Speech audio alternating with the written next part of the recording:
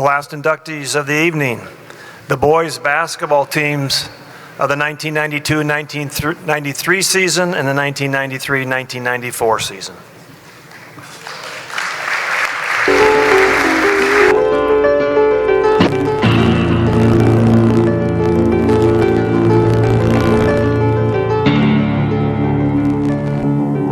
Winning 45 basketball games in 2 years is an impressive feat. Doing it in the Narrows League in the early 90s is historic.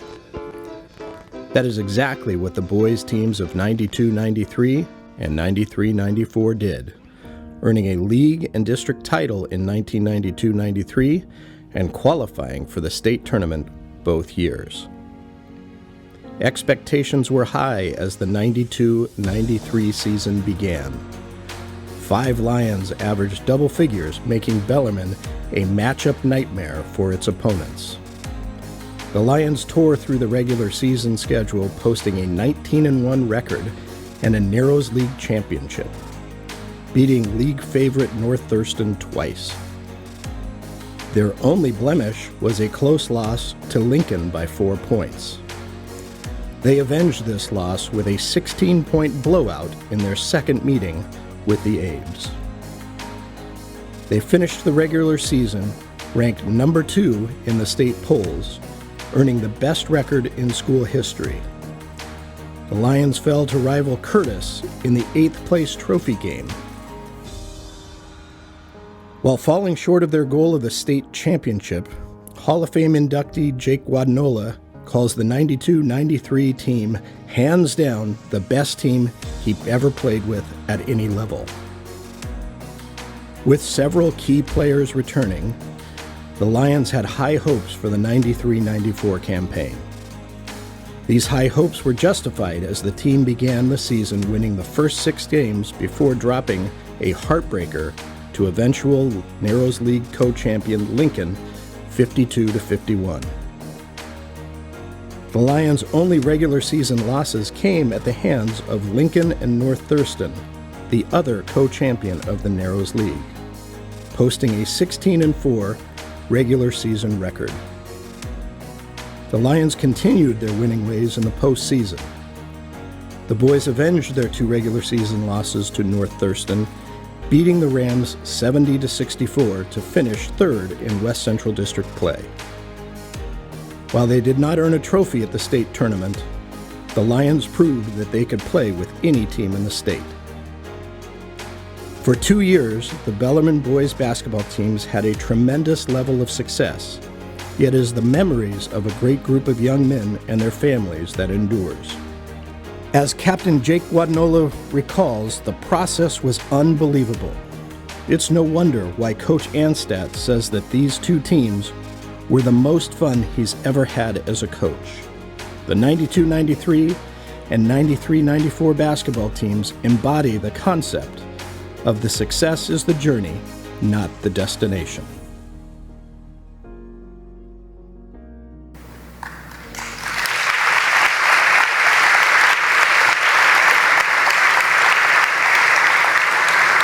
Could we have all the members of those 2 teams come forward, please?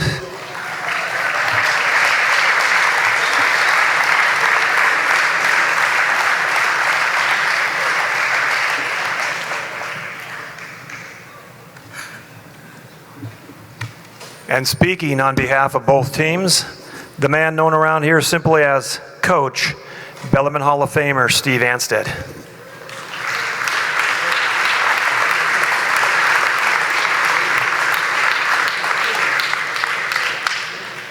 Are we dividing here?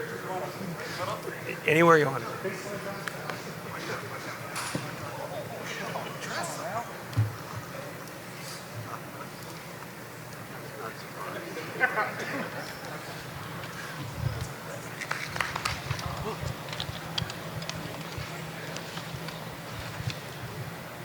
Good luck with this. I'm just going to read to you.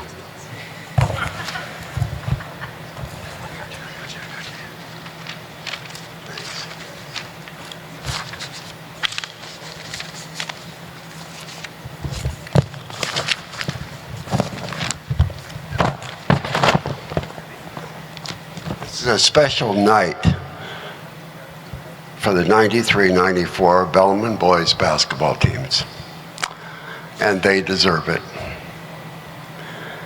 They represented this school as models of men for others.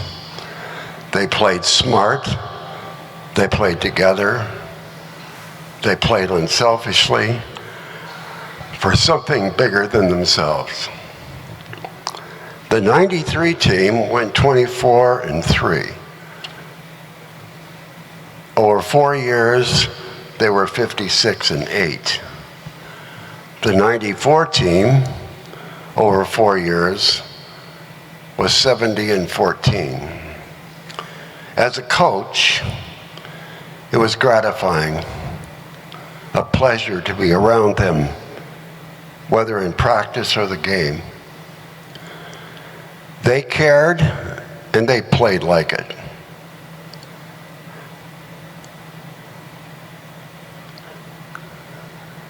I want to especially thank the people that were on the second team. These players pushed the starters every night in practice. They didn't get their name in the paper, but what they did made everybody better. I applaud them and their sacrifice. A couple of sidebars. Tonight is really kind of special for me because I have in the house my very first assistant basketball coach, Frank Michael, and my last basketball coach,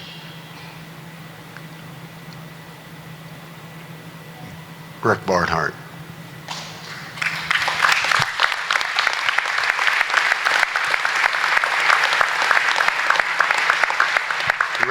Rick had a lot to do with these two teams, believe me. I could not have had better bookends as coaches. They made me better. I also would be remiss if I didn't bring up and talk about Father Jerry's presence on our bench. Other coaches thought we had an advantage because we had a priest sitting there. It really didn't help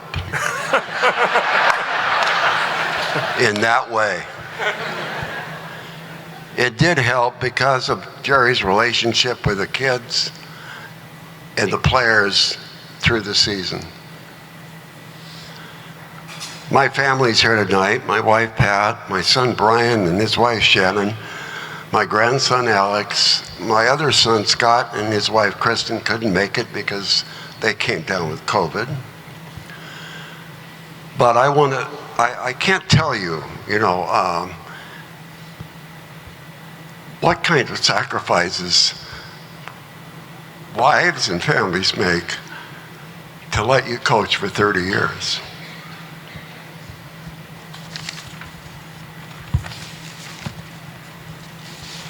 I just hope that all the members of these two teams recognize the love and sacrifice that their parents made so they could, quote, play. You saw the film clip. I'm kind of disappointed, Kevin, in the way that was taken care of, because if you would have really played that whole strip through, it's an awesome strip. It is. The sound to it and the strip and the examples of what these kids were able to do was awesome, absolutely awesome. And everybody here, at least on the one team, 93 team, got a copy of that. And I was talking to Chris tonight, and he said he played it for the first time for his own son Jake, which says something about what a wonderful experience it was. And I want to thank you for this, for these kids, for this team, for this school. And I also want to thank, before we quit, the people that are responsible for putting this night on, because it was awesome. Thank you.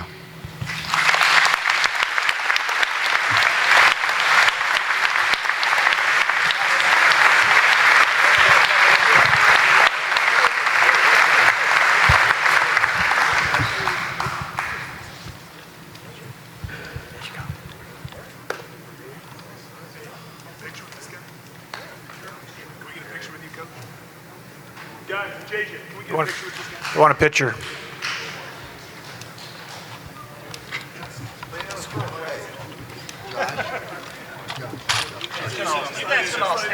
Somebody sit in there. Okay, I'll sit in your chair.